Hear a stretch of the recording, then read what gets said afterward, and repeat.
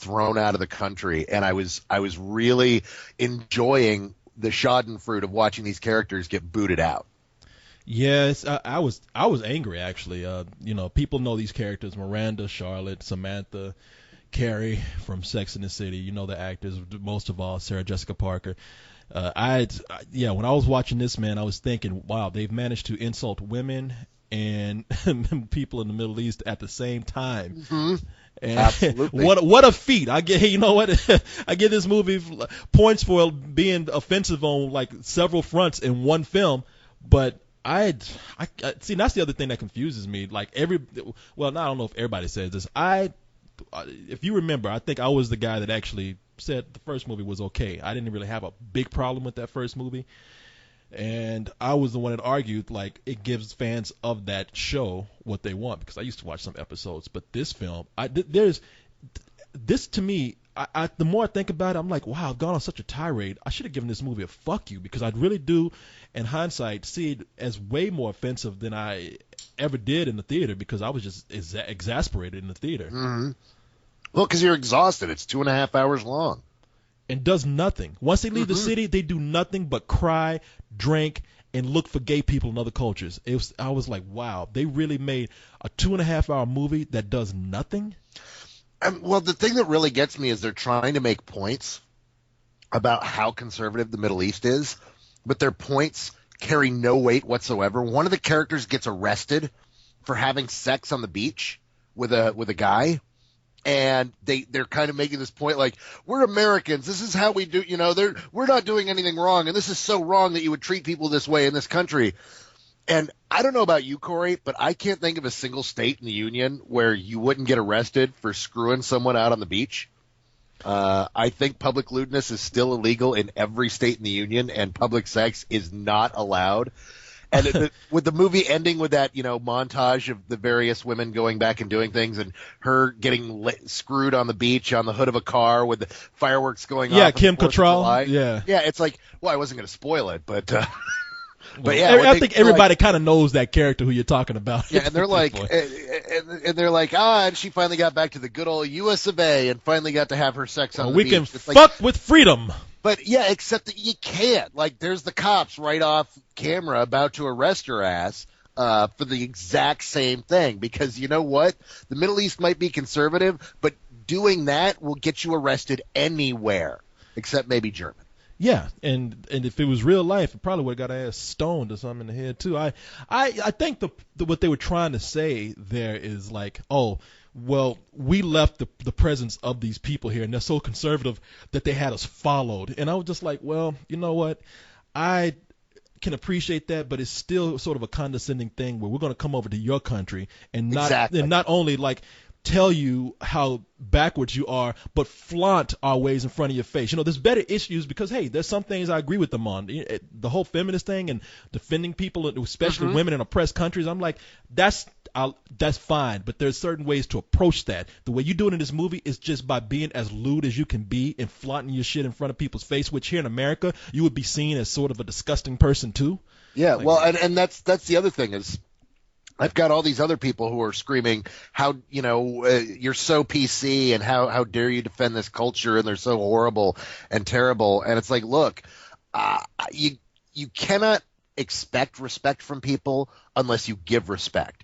And the truth of the matter is it might be okay at your house for people to shit on the couch. You might enjoy having someone take a nice steaming turd on your couch. But if you come into my house and you shit on my couch, I'm going to kick your ass. And I don't care how things are done in your home. So when you go over to someone else's house, if you go into someone else's country, you respect the customs no matter how much you find it revolting, or else you don't go to that country. It is that simple. And the idea of really the whole reason they set this in Abu Dhabi was they ran out of things in the show and the previous film to offend people with. And so what they did instead is, hey, let's send them to one of the most conservative places in the world and have them do their thing over there so that it can still be considered offensive.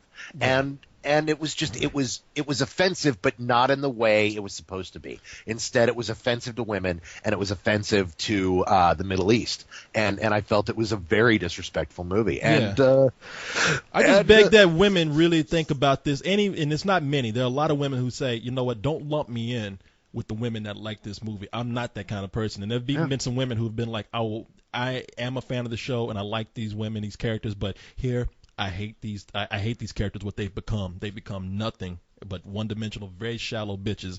And those few women who are out there saying, hey, you know what? You guys just hate it because it's a strong feminist film. It's like, really think about what you're talking about when you use that term. Really, with this film, think about that. And I've gotten a lot of weird reactions. In fact, I published a Hollywood.com piece this week called "Sexism in the City." About some of the strong reactions I've been getting to my review. I had a woman who's a producer on a major motion picture that comes out next year. I'm not going to say what picture it is, but this is somebody who should know better than to pick a fight with someone in the press. And she emailed me to tell me that Ain't It Cool News needed to hire a woman to cover these movies because this movie was made for women and a man can't properly review it. And that women need to review women movies and men need to review men movies. She would never think that a woman should ever review The Hangover and a man should never review Sex in the City. The dumbest thing I've ever heard. Yeah, my initial response to her was, look, ma'am, all due respect, but if I were to email you and tell you that there were things that a woman can't do and that you should leave it to men, you'd come after me with a claw hammer and a team of lawyers. And I had a few different women who came at me with this tact, and I sent them nice emails back, and every single one of them apologized for being disrespectful. And they said, you know what, you're right, I was just kind of angry. I really want this movie to be good. I'm really sorry. Thanks for getting back to me. But this woman is like, no. It's not sexist. It's realistic. You don't understand, young man. And I couldn't believe what I was reading. And my wife was just getting angry. And she's like, what? Does she not get it? She started getting angrier than I was. It was very strange. But yeah, this is how people feel. Oh, you should have asked her. So, do you like to go to other countries and spit on their culture and walk around vapid and just be concerned more about the shoes instead of respecting those people over there? Her argument was that she didn't expect the movie to be good, and that nobody's really expecting the movie to be good. That it's all about going and revisiting these old friends that are characters that all these women feel connected to. It's about getting together with your friends and going to see these characters one more time and having a good time and drinking Cosmos. And if you don't get that as a man, then you shouldn't be reviewing this movie. I get it. There's a lot of movies that men go see where they just want to see action and dumb action, and they don't give a shit. But if these guys went over to another country and just started indiscriminately blowing people away, don't you think that some men would be offended? Yeah. Yeah, I don't get whatever, man. Tell her she's dumb. So you want to go to number one? The number one film. And oddly enough, I went and checked the numbers, would have been number one still if you include Thursday. Shrek Forever After. Yep.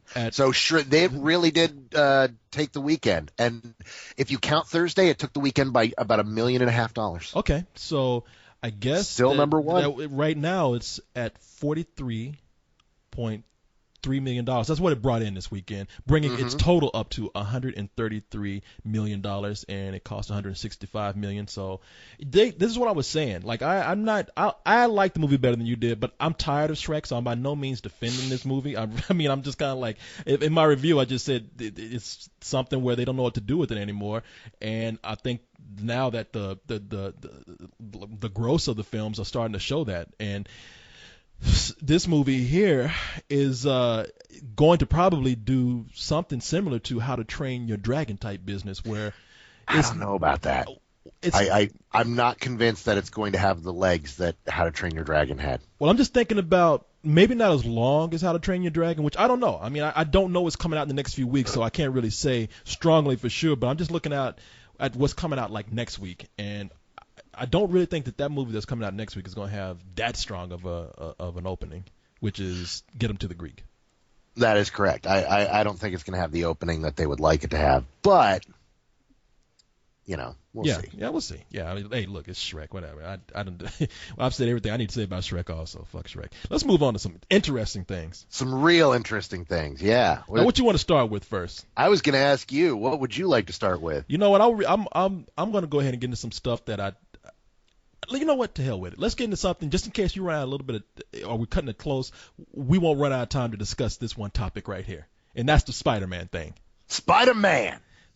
Hey, you the way you said it, you kind of said it in a jive kind of way, but well, no, that wasn't with the way.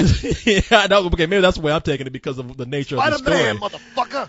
There's a guy who is auditioning to. Well, no, who's petitioning to audition for Spider-Man. Yeah, and that is Donald Glover, aka at Mr. Donald Glover on Twitter. At first, when you gave me the story, I said, man, Danny Glover? I was like, what the fuck is he doing trying to audition for this? But no, it's a much younger black person. It is Donald Glover. He is the guy that is on Community. He's from Derek Comedy. He is the one that I saw first and thought he was very funny in the bro rape video that you showed me before you actually bro raped me.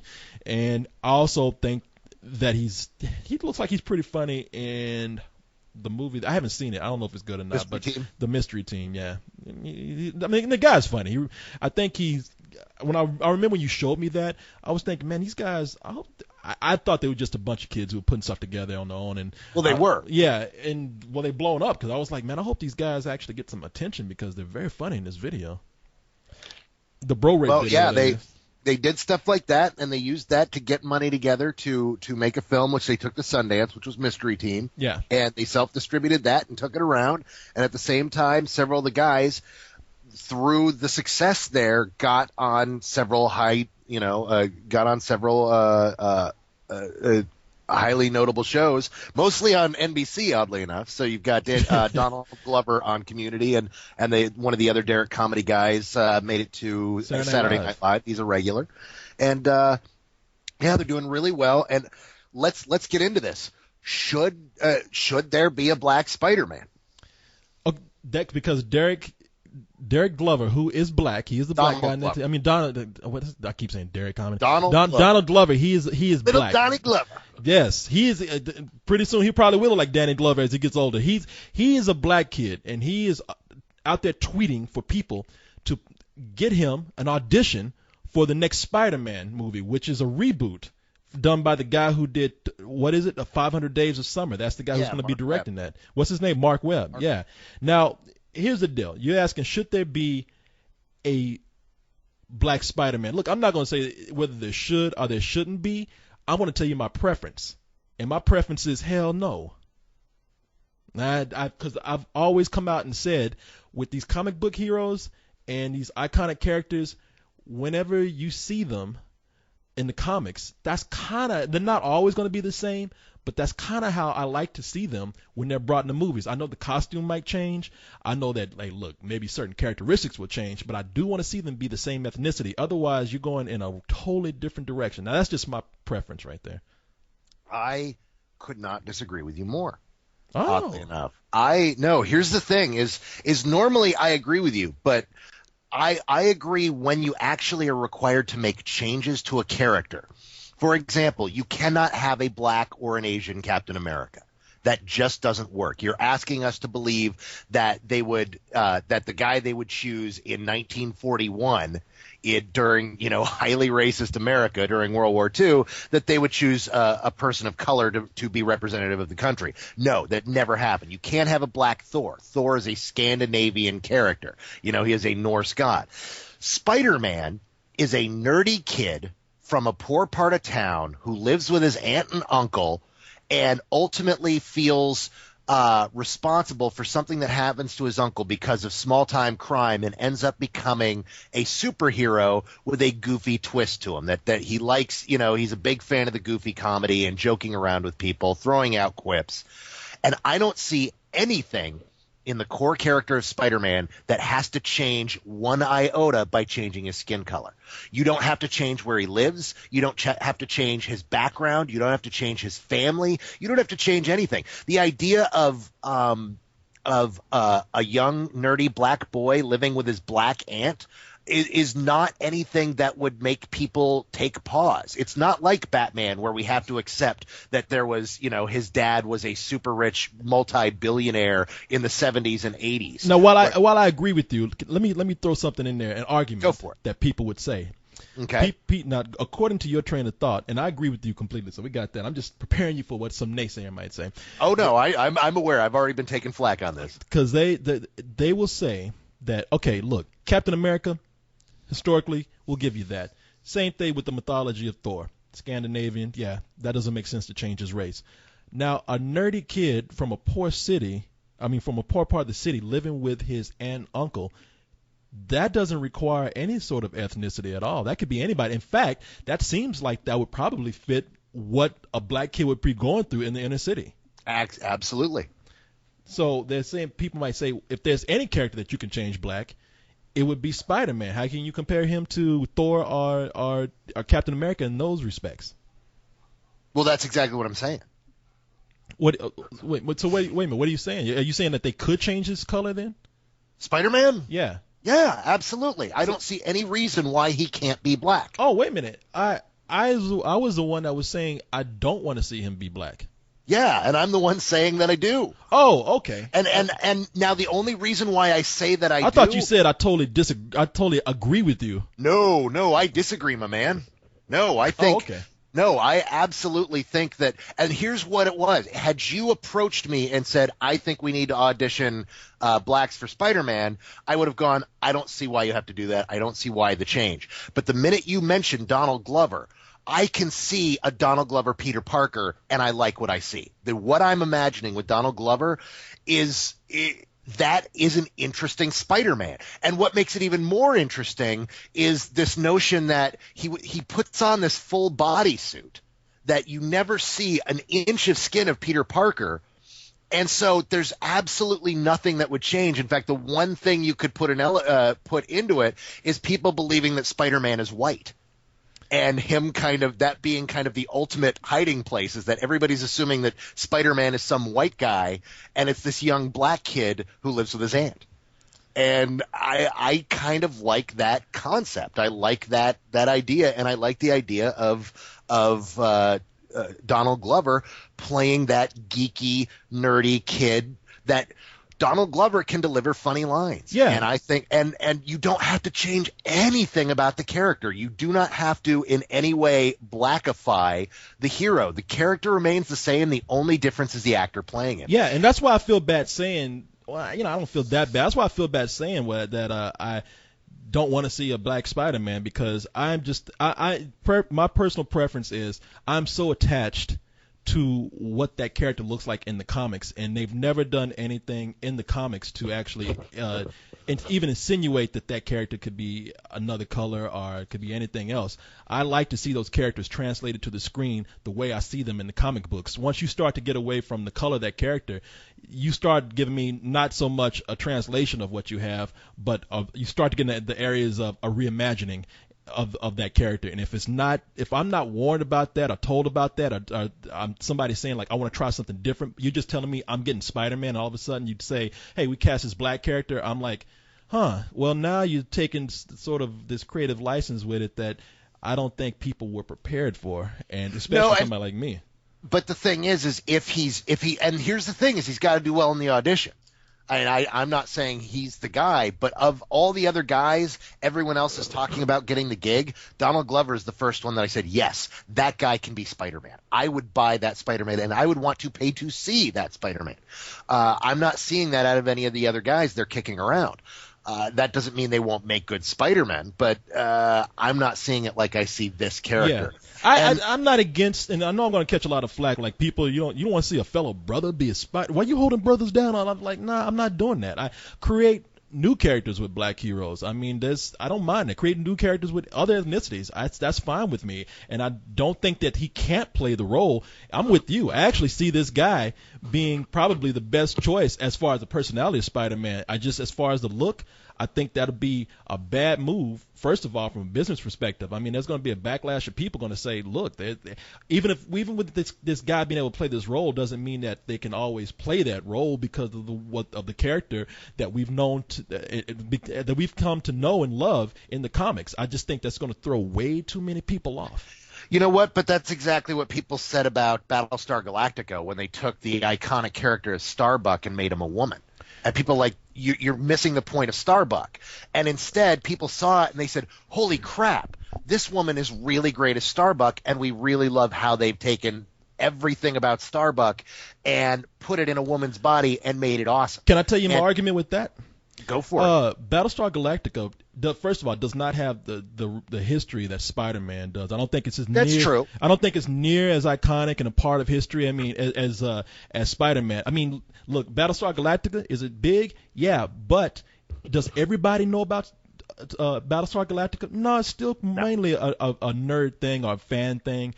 Or, Spider-Man is one of the biggest properties in the world. Anybody, people who don't even read comic books, like my mother can tell you that Spider-Man was bitten by a radioactive spider. She knows that. She's never read one Spider-Man comic in her life. The other thing with Battlestar Galactica is that it was a show that, first of all, it only ran for a few seasons back in the day and was not even considered to be all that good. I don't even think it lasted a full season, did it? No, it lasted a full season. Okay, it lasted a full season, and so it kind of came. Then it became Battlestar 1980. And then people knew about it then, but when it left, it left. And so, therefore, they were able to reintroduce it as a remake. Spider-Man is still something that is continuing. This isn't a continuation. This is a reboot. No. I'm talking about. Reimagined. Oh no, I'm talking about in the comics. I'm talking about but Peter Parker is still out there. The comics are still going. People are still relating to Spider-Man as a character that they see in the books. It's not like Spider-Man disappeared for years and everybody forgot about it. And it's like, you know what? Let's bring back Spider-Man, but let's try something different with it here. Well, but arguably, we've had Spider-Man movies. We've had the White Spider-Man. We've had that character. We've seen that series, and now they're rebooting it and starting it over again just so that they can, show it to us again. And if they're going to show it to us again, let's do something bold with it. Let's go in a new direction, and there is nothing that has to change about Spider-Man. That's what I love about that change. That's the reason he's one of the few heroes you'll hear me say this. Like, I disagreed with having a black Kingpin because I felt that Michael Clark Duncan was wrong for that character because, Kingpin was this big, huge, fat mob boss, and that's not at all what Michael Clark Duncan is. They had to kind of change him and make him a bit more of a street crime boss, and they had to alter him in certain ways, and he had a really hard time pulling off the brilliant mastermind. Well, what if they actually got a black Kingpin who fit like the physicality and personality of the Kingpin? I would have been fine with that, but but you would have had to have found somebody who could have pulled that off. I tell you the other thing with Spider-Man, though, I think that this is the wrong time to even look. Nope, they're not going to do it. First of all, you know what? I think if the Twitter campaign is big enough, he'll get an audition. I don't think he's going to get the job, but I love that we're having the discussion. Yeah, and I don't even think he'll get an audition out of this. I think that this is something else. It's like, hey, they're putting the word out there of Spider-Man. They're just building more stories about it. So I think Sony is loving this. That again, somebody's putting Spider-Man out there, but I don't even think he'll get an audition. I think it's unless they do it as a joke or something, which I could see that, but a serious audition, no. And the other thing is, like, let's just say that they wanted to do that. This is the wrong time to even consider doing something like that because a lot of people are afraid that they're going to do something like this. They're just going to go out and take liberties with this character, and people don't want to see that. They want to, after Spider-Man 3, they're going to say, all right, you better be doing this reboot for a good reason, and you better be trying to stay truer to the Spider-Man that we had before, because even though Spider-Man was a big hit and everybody loves and they say they got it right, in retrospect now, some people are saying, yeah, but they were missing some things with that Spider-Man. One of them you pointed out, which is, when he was fighting, he didn't crack jokes. He just shut up. He didn't do anything. Oh no, I disagree. He did crack jokes. What, the first Spider-Man? In the first two. It was the third one where they went more serious and darker. I don't know, and man. that's Go back and watch that Spider-Man, because that was my first complaint about when I saw it. That was like my very first Spider-Man complaint. 2, he's cracking jokes all throughout. In fact, he was cracking lots of jokes when he first fought Octopus at the bank. I think he might have made one, but like Spider-Man, what he does is the way he really defeats characters is not so much with fighting. He just gets in their heads because he won't shut the fuck up. They keep like trying to fight him. He's like putting off these puns. He's the Carlisle of superheroes. Yeah, he just keeps saying shit, and then they're like, the fuck this, and they get frustrated and they can't do anything, and then they lose because they're just tired of this guy, and because he never shuts up. Even if he wasn't like cracking jokes, it'll be like, this guy won't stop fucking talking. And so I don't want to see him be that annoying in the movie where he just keeps blabbing on and on. But I thought that Tobey Maguire, the way that character was written when he was Spider-Man, didn't have the sense of humor that I knew from the books. But that's just me. All right. Well, let's move on. And to segue, one of my colleagues, Eric D. Snyder, just tweeted, like everyone else on Twitter tonight, I really hope Mr. Donald Glover gets to direct The Hobbit. May have been skimming. I want to put Gary Coleman in as a new Spider-Man, but he's dead, man. Gary Coleman, no. Gary Coleman 20 years ago, maybe. But hey, like you said, when you put that costume on, what you talking about, octopus? Hey, he's still like 4 feet. Well, he was 4 feet high, and you put the costume on him, you're not gonna know any difference. Yeah, that would have been a great comedy, though. Like, man, Spider-Man is 4.5 feet tall. Spider midget. I wonder who this 4.5 foot tall guy is who keeps bringing me photos of Spider-Man. Oh, we're good friends. We have a height in common. What you talking about, J. Jonah Jason? But man, there's this story about The Hobbit that's kind of got me sad, man. You know what? It's got me sad and relieved and interested all at the same time. Ooh, so, of course, the story is what? Do tell. All these emotions. The story is officially Guillermo del Toro pulled out of The Hobbit. Yeah, now what was the deal? Because I when you asked me about the stories that I heard about that one, read a little bit on it, and the thing that I was reading was he didn't want to spend 6 months in New Zealand because he was initially supposed to spend 3. No, that has nothing to do. He planned on living in New Zealand indefinitely, and he's a very transient guy to begin with. He moved from Mexico to Austin, lived here for a while, moved to L.A., then from L.A. went to spend tons of time in Prague and back and forth between L.A. and Prague for his various films, and now, back in L.A., going to New Zealand. No, it had nothing to do with that. It has everything to do with the fact that MGM dropped the ball. MGM fucked us all in a big way. The reason why The Hobbit's taken so long to make as a movie is that MGM had the rights still to distribute a movie called The Hobbit. So that they never got that worked out? That's no, they still did. going on? No. This is what it is they had the rights to distribute a movie called The Hobbit. They didn't have the rights to make one anymore. They didn't have the rights to the books, but they had the rights to distribute a movie called The Hobbit because they distributed a movie called The Hobbit back in the 70s, still maintained the rights. So when New Line, which had the rights to the book, wanted to make The Hobbit, MGM's like,